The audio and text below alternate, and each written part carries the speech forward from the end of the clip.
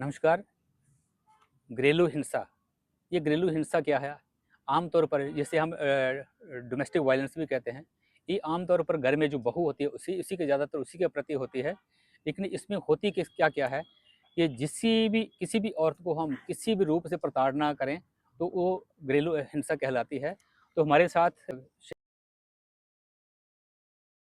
शेख अलीम जी हैं। इन्हीं से हम जानना चाहेंगे कि जिसके प्रति घरेलू हिंसा होती है उन्हें किस तरह से वो अपने आप को बचा सकती है। तो शेख साहब, आपका बहुत-बहुत धन्यवाद। सभी व्यूअर्स को मेरा आदाब। आज कमल भाई आपने जो टॉपिक जो चूज़ किया है बड़ा कॉम्प्लिकेटेड सब्जेक्ट है। इसमें दोनों पक्ष को देखना पड़ता है। तो मेरा कंसेप्ट ये है कि अगर कोई हमारा अनुभव है और उसको हम साझा करने में कामयाब हो जाए और कोई अच्छी बात किसी तक पहुंच जाए, तो मैं समझूंगा कि हम बहुत खुशकिस्मत लोग हैं।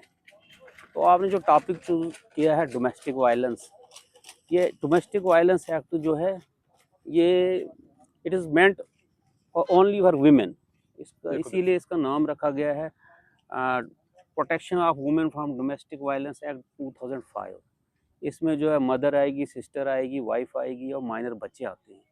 इन पे अगर कोई घरेलू अत्याचार होता है रियल सेंस में, अगर रियली में कोई अत्याचार हो, जैसे सेक्सुअल अब्यूज़ है, इकोनॉमिक अब्यूज़ है, या कोई मारपीट का वाक़ा है, या उनको जो है खाने पीने की किल्लत है वो उनको नहीं दिया जाता है, ऐसे कुछ हो, या और कोई इस किस्म का अत्याचार हो, तो वो डोमेस्टिक वायलेंस एक्ट में सेक्शन 12 के तहत कोर्ट में जो अपनी अर्ज़ी लगा सकते हैं।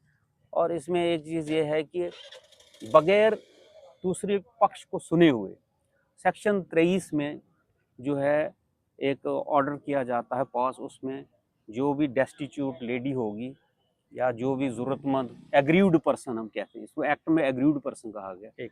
तो उस एग्रीव्ड पर्सन को जो है एक तो शेयर्ड एकोमोडेशन मिल, और वाइफ है, हस्बैंड के खिलाफ एलिगेशंस है तो उसको शेयर्ड एकोमोडेशन मिलेगी, प्लस रेजिडेंस ऑर्डर और मेंटेनेंस। वो हम हमारे स्टेट में जो है जनरली एसएचओ कंसर्न ही होता है, वो मैजिस्ट्रेट उनके नाम जो है वो ऑर्डर भेज देते हैं, तो उनको इम्प्लीमेंट करना पड़ता है। और इसमें एक हमारी जजमेंट आई सुप्रीम कोर्ट की, इंदु मल्होत्रा जजमेंट जज हैं हमारे, उन्होंने बहुत ही ज़बरदस्त वर्क किया है। एक जजमेंट है रजनीश वर्सेस नेहा, तो इस जजमेंट में सारा कंक्लूड उन्होंने किया है। उन्होंने सब कुछ बताया है कि 60 डेज़ के अंदर जो है ट्रायल कंक्लूड करना है आपने, और इसमें कैसे मेंटेनेंस देना है, किसको देना है, क्यों देना है, तो डिटेल्ड जजमेंट है। वो बहुत ज़बरदस्त वर्क किया हुआ है उनको। Head salute to honourable justice retired Indu Malhotra ji. तो उसमें उन्होंने जो है एक प्रावधान रखा ये कि अगर एक्स पार्टी में ऑर्डर देना है तो डेस्टिट्यूट लेडी को, तो उन्होंने सबसे पहले जो है एक एसेट और लाइबिलिटीज़ का एफिडेविट देना होता है।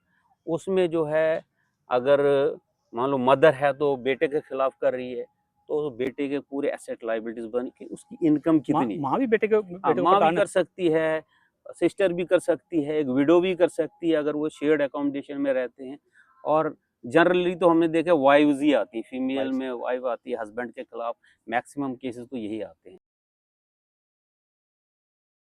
तो उसकी इनकम जो है वो उसमें इनकम लिखेंगे, मतलब वाइफ का अगर है तो वाइफ जो है इनकम लिखेगी एसेट लाइबिलिटीज़ में, और वो एफिडेविट दे देंगे कि इतनी, उसी के आधार पर मैजिस्ट्रेट देखेगा कि भाई इसको कितना मेंटेनेंस देना है। अमूमन और तौर पर ये जो लेडीज़ होती है, लेडीज़ अकेली पड़ जाती है, उसके लड़का माँ की तरफ हो जाता है, उस लड़की की बहन भी अलग से हो जाती है और तीनों चारों मिलके उस लेडीज़ को प्रताड़ना करते हैं। नहीं, तो अगर वहाँ पर तो उसका हक बन गया। और अगर पत्नी-पत्नी दोनों ही मैंने अलग जो रहते देखा, हैं। मेरा जो अनुभव कहता है, अगर किसी को वाक़तन हुँ।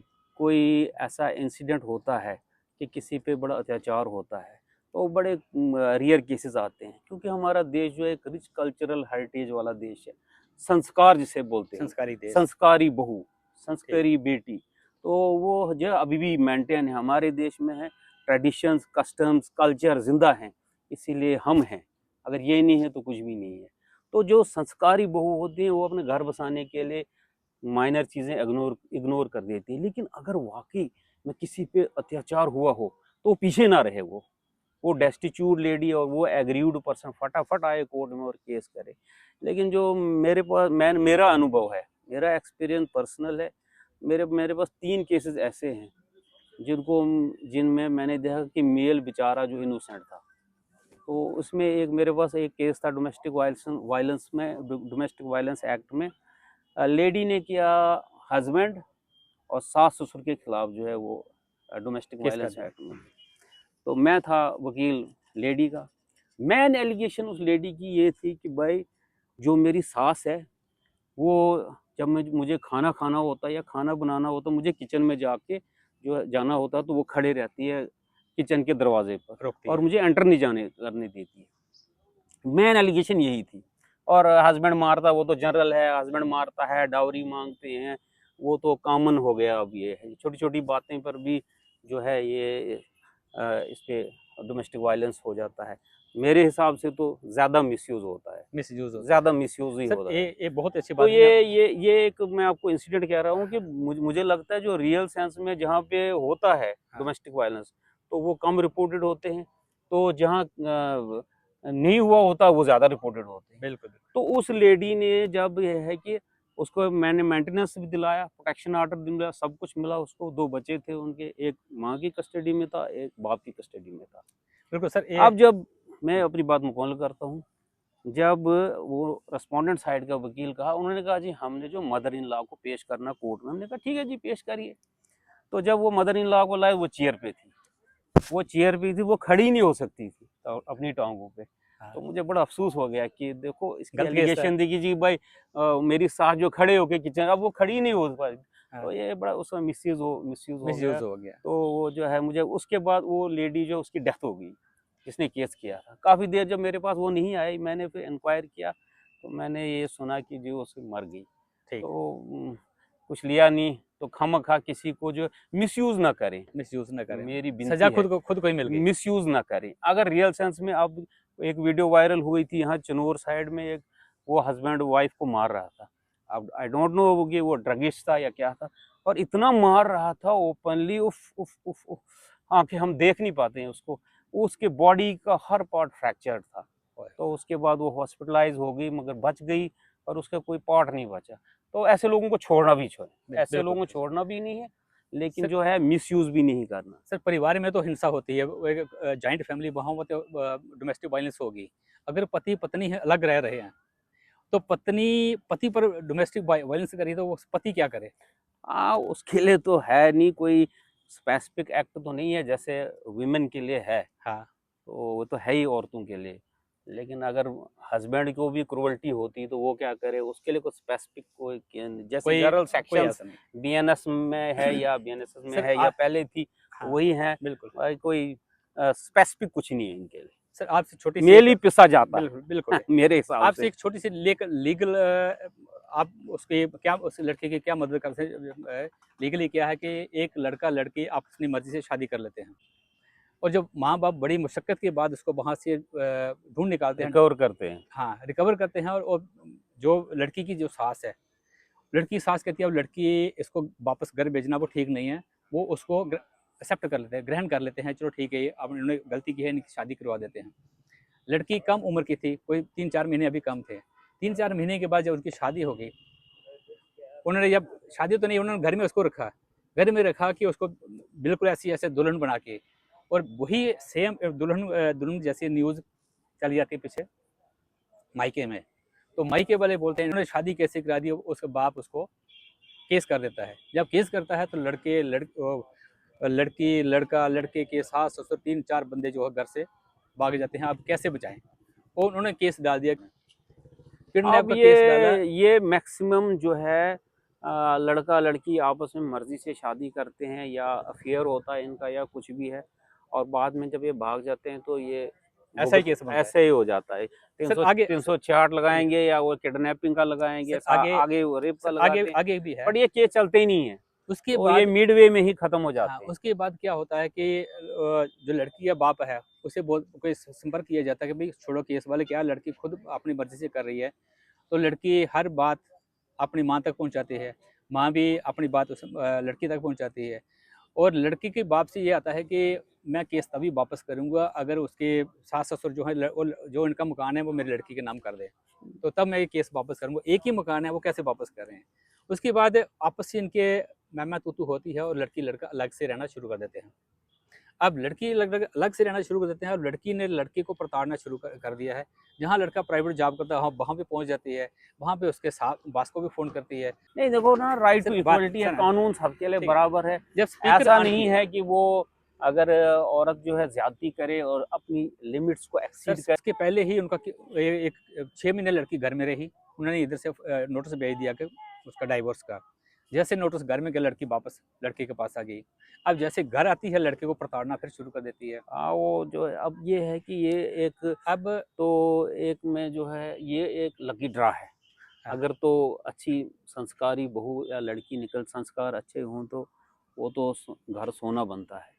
नहीं हो तो अगर उनका जो है पहले से ही माइंड कंसेप्ट ही ऐसा है सर कि आगे जो हमने जो है मैस क्रिएट करना है, आगे जो अपने सर इन लॉज में मैस क्रिएट करके आपसे अपना मोटिव अचीव करना है। आपसे इस केस ये में बहुत सारे हाँ, चीजें ऐसी मैंने देखी हैं। आपसे एक लीगल केस इसमें और पूछना है। अब लड़की चाहती है कि लड़का किसी तरीके से मेरे पे हाथ उठाए, लड़का हाथ उठाए और मैं चले जाऊं वुमेन सेल में, ताकि मैं अब इसके ऊपर डोमेस्टिक वायलेंस केस डालूं।